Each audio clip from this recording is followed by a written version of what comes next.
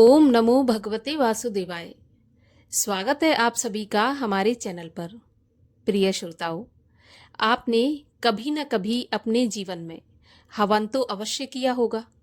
अगर नहीं किया तो हवन आपने देखा अवश्य होगा। या तो आपने प्रत्यक्ष रूप में देखा होगा या फिर आपने स्क्रीन पे कहीं पर भी देखा होगा।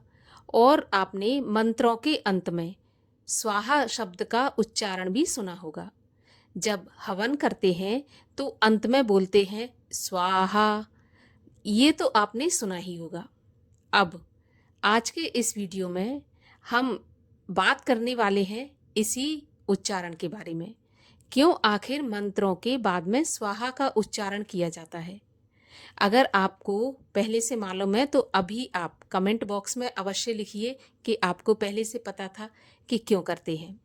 लेकिन अगर आपको नहीं पता तो आपको आज की ये कथा सुननी चाहिए, जिससे आपको ये पता चलेगा कि स्वाहा शब्द का जो उच्चारण है मंत्रों के बाद में क्यों किया जाता है। आज के वीडियो में स्वाहा देवी की ही कथा सुनेंगे। अगर आपको कथा पसंद आती है तो लाइक अवश्य करिएगा। आपके लाइक से ही पता चलता है कि आपको हमारा वीडियो पसंद आया। और इसी प्रकार की कथाएं सुनने के लिए, व्रत कथाएं सुनने के लिए, व्रत से जुड़ी जानकारियां प्राप्त करने के लिए चैनल को सब्सक्राइब करके बेल आइकन पर क्लिक अवश्य कर लीजिए। तो चलिए अब हम जानते हैं और सुनते हैं स्वाहा देवी की कथा। कौन थी स्वाहा देवी? क्यों हवन के बाद में स्वाहा का उच्चारण किया जाता है? क्यों स्वाहा के बिना हवन पूर्ण नहीं माना जाता?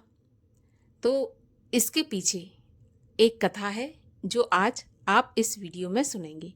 तो कथा के अनुसार जब सृष्टि का आरंभ हुआ था तो सृष्टि के आरंभ में देवताओं की उत्पत्ति हुई। तो भोजन की खोज में उन्हें यहाँ वहाँ भटकना पड़ता था। उनकी इस समस्या का समाधान करने के लिए भगवान विष्णु अपने अंश से यज्ञ पुरुष के रूप में उत्पन्न हुए। तब परमपिता ब्रह्मा ने देवताओं से कहा कि ब्राह्मण लोग जो हवन आदि करेंगे वही उन्हें भोजन के रूप में प्राप्त होगा। अर्थात देवताओं के भोजन के लिए ब्रह्मा जी ने जो हवन किया जाता है उनको निर्धारित कर दिया। लेकिन इसके बाद भी देवताओं के भोजन की समस्या हल नहीं हुई। ऋषि मुनि जो भी हवन करते वह हवन पदार्थ अग्नि में जल ही नहीं पाता था। अग्नि में जलाने की शक्ति नहीं थी। इस समस्या के समाधान के लिए सभी देवताओं ने परम ब्रह्म श्री कृष्ण की स्तुति की। उनकी स्तुति से प्रसन्न होकर भगवान श्री कृष्ण प्रकट हुए और उनसे इच्छित वर मांगने के लिए कहा। तब परम पिता ब्रह्मा जी बोले कि भगवान, अग्निदेव यज्ञ में पड़ने वाली आहुतियों को भस्म नहीं कर पाते। भस्म शक्ति के अभाव के कारण देवताओं को यज्ञ का भाग नहीं मिल पाता और वे निराहार रह जाते हैं।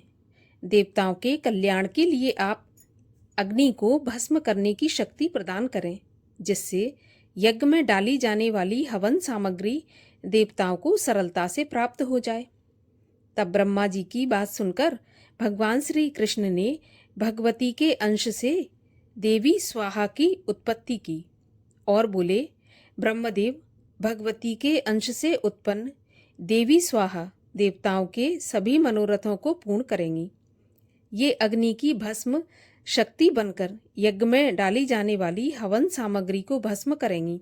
देवी स्वाहा को उत्पन्न करके भगवान श्री कृष्ण वहां से अंतर्ध्यान हो गए।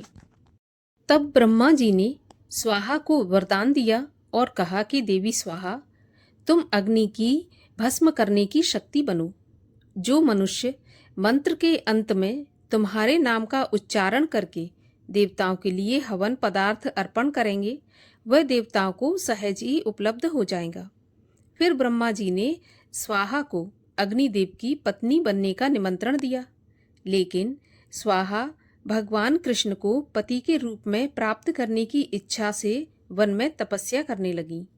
उनकी तपस्या से प्रसन्न होकर भगवान श्री कृष्ण ने उन्हें दर्शन दिए और वरदान देते हुए कहा कि स्वाहा देवी, वराह अवतार के समय तुम नग्नजित नामक राजा के यहाँ जन्म लोगी, जहाँ तुम्हारा नाम नग्न जिति होगा, तब तुम्हें मेरी पत्नी बनने का सौभाग्य प्राप्त होगा। अभी तुम अग्निदेव की प्रिय पत्नी बनो। फिर श्री कृष्ण की आज्ञा से स्वाहा उस जन्म में अग्निदेव की पत्नी बनी। इस प्रकार सृष्टि का कार्य सुचारू रूप से चलने लगा। ऋषि मुनि मनुष्य अब जो भी हवन करते थे उनकी सामग्री देवताओं को मिलने लगी। आज भी आप देखते होंगे कि हवन आदि पूजा पाठ में मंत्र के अंत में स्वाहा शब्द का उच्चारण किया जाता है। तो स्वाहा शब्द का उच्चारण इसीलिए कहा जाता है क्योंकि स्वाहा देवी के जरिए ही यज्ञ का भाग देवताओं तक जल्दी पहुंच जाता है और देवताओं का फिर आशीर्वाद भी हमें प्राप्त होता है। तो ये थी स्वाहा देवी की कथा, जो कि हवन करते समय हमें स्वाहा का उच्चारण अवश्य करना चाहिए। तो कथा आपको कैसी लगी कमेंट बॉक्स में लिखकर अवश्य बताइएगा, और अच्छी लगी हो तो लाइक भी करिएगा और चैनल को सब्सक्राइब करके बेल आइकन पर क्लिक भी कर लीजिएगा। मिलते हैं अगले वीडियो में, तब तक के लिए हरे कृष्ण।